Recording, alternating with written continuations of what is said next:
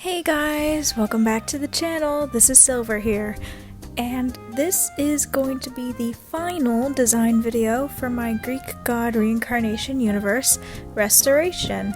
I'll probably do more design videos in the future, but they won't be as frequent as these ones have been. Anyways, so in the last video I drew the reincarnations of Artemis and Apollo. And in this video, I will design the reincarnations of Hermes, Dionysus, and Ares. Alrighty, let's get into it. Alright, getting right into it, we have our first character, Angelo Romano. This is a very Italian first and last name, and this is definitely not because he's inspired by a certain person who plays Hermes in a musical and happens to be Italian. But anyways, he is the reincarnation of the one and only Hermes, obviously. And oh my goodness, he was such a pain to draw. It wasn't the features exactly, it was mostly just the objects. So I had to look up reference photos for his winged hat and sandals because I didn't really know how to do it, you know what I mean? And then there was the caduceus. I have already established with how I dealt with Sage's shield in part 2 that I cannot draw snakes for the life of me. But unfortunately this time there was no way that I could circumvent drawing snakes. So while they look a little bit derpy, I think I actually did kind of a good job on this. It's the best I have ever drawn it, so yeah. I also wanted to add a little something else, a little something extra. Since the caduceus, from what I've researched, is a symbol of peace, so that Hermes can travel and deliver messages wherever he pleases, I wanted to make it so that the caduceus could turn into a sword as well, so that he could fight in battle, you know? I thought this would be a fun way to also play on the whole god of trickery aspect of Hermes, since it would be like 1 minute the foe would be like, oh, he means no harm, and then they would suddenly see the caduceus turn into a sword and they'd be like, oh crap, you know? So on the sword I also used a translation website to translate the phrase danger within into Greek. So I don't know if it's accurate, so if it isn't, I apologize. Alright, so Angelo, he is also the star of the track team, what a surprise, and he is also the second youngest member of the group, with the youngest being Dionysus. He is best friends with Elio, aka Apollo, and Oren, aka Dionysus. And he is also really good friends with Aster, aka Zeus. Funnily enough, I thought it would be cool if he was also friends with Sage. It's a little bit of an unlikely duo, but I thought that'd be pretty sweet. Alright, so for his half body, I also wanted him to be wearing a tank top, since kind of like Dylan, he's definitely the kind of guy who does not wear long sleeves in the winter because he's like, it's not cold enough yet, you know? For the full body, he also has his classic winged hat and sandals, and he has an orange cape-like piece of fabric over his tunic. I don't really know what that's called. He also has the symbol of Zeus on his right side to hold a little cape piece of fabric. He also has freckles on his body, kinda like Cypress.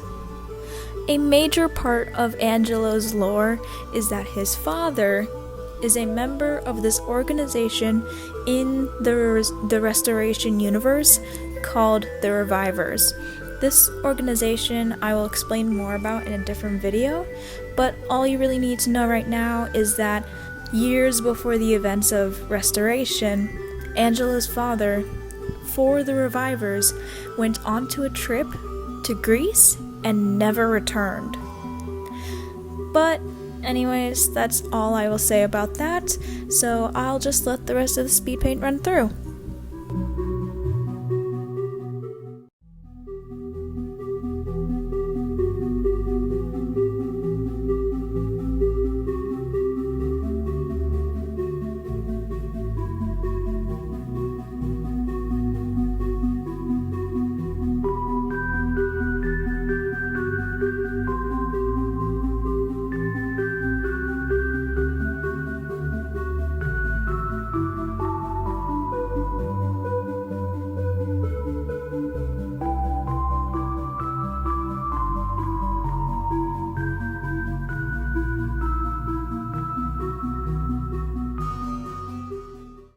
Alright, now it's time for the baby of the group. Woohoo! We all love our babies of the group. So, Oren, aka the reincarnation of Dionysus, is only 14 years old when all of this starts. Because of this, he is definitely treated like a child by everyone else, since they all feel like he needs to be protected. Obviously, he can fend for himself just fine, but nothing he says will change any of their minds, unfortunately.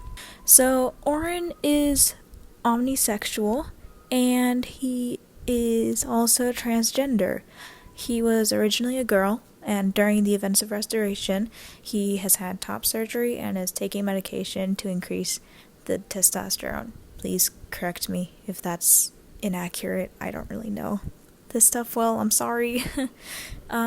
Unfortunately, despite this, Oren still faces a little bit of gender dysphoria since he still has some feminine features. So for the full body posing, I was running out of poses to do, so my sibling graciously offered to be my model, so shout out to them. And for his full body, the coat. The coat was not originally the plan. However, I was talking about this with my mom one time, and she gave me this idea to have him wear a Technicolor dream coat, kind of like Joseph in the in the Bible. So before I went to draw him, I saw an artist on Instagram who drew Joseph, and it just clicked for me. So I used that artist's drawing as a reference, and I'll link her Insta in the description.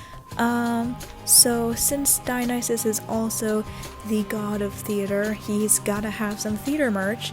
So Oren is wearing a Wicked jacket in his half body.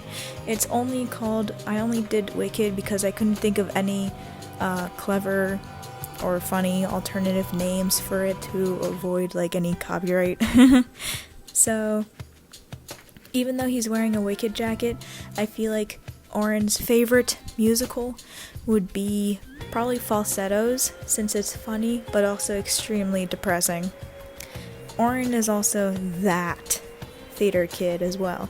He does anything and everything theater, and he will also sometimes try to drag Elio and Angelo into productions. But anyways, the cup that Oren is holding in the full body is likely made of wood, so that's why it's brown. And his weapon of choice, it's a thyrsus? I think that's how you pronounce it. It's not exactly a sword or anything, but it could probably be used for like Dionysus magic or something like that. On top of being a theater kid, Oren is also definitely the guy who can get you things, kind of like those people in like prison movies and all that, if you know what I mean. He'll provide if the price is right. So when it comes to Oren's family, his mom died when he was born, which meant that his father has been the only one taking care of him. His father's not great, definitely not winning Father of the Year anytime soon, but luckily he is supportive of Oren's transition, so that's a plus. The sweater he's wearing under his jacket is inspired by those sweaters I've seen online with like the fire designs on it, except it has a lot brighter colors because it's Dionysus. This is honestly like some of the most saturated colors I've used for a character. Other than that, I don't have much else to say, so I'll just let the rest of this play through.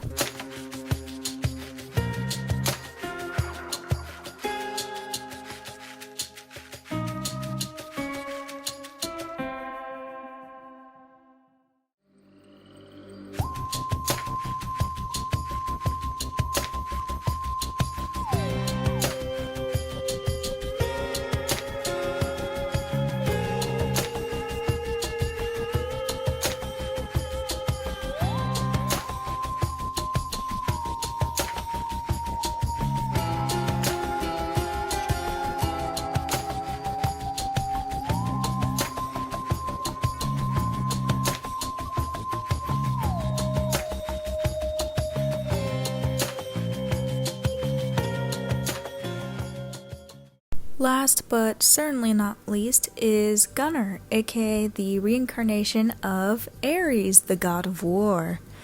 So he was a lot of fun to draw, especially the full body with all of the armor and stuff. I used a reference from Pinterest for the posing, which I will link in the description, because I was running out of poses to do by the time I got to these last 3 characters. It was such a struggle to get a pose, you know what I mean? So you might also notice later on when I add a little bit more details is that Gunnar's weapon of choice is not in the middle like all the other ones that I have done for this series. This is because he is in fact holding his weapon of choice, which is a spear. I wanted the actual spear part of the spear to be a bit bigger, kind of like those really big swords that you see, which definitely not inspired by Eurylochus in Epic the Musical. But anyways, so on his spear, and later when I draw the half body on the necklace that he wears, there's a little pink flower on it. I like to think that the flower is a gift from his girlfriend Rosalie, aka the reincarnation of Aphrodite. I thought this would be a cute way to connect him to Rosalie, because they're definitely that really cute couple that like Gunnar will wear pretty much anything and everything that she gives him, because they're just cute like that, you know? Another thing you might notice is that his last name is Garcia Cruz, which is the same one as Sage, aka the reincarnation of Athena. This is because Sage is Gunnar's half-sister. They have the same dad, but they have different moms.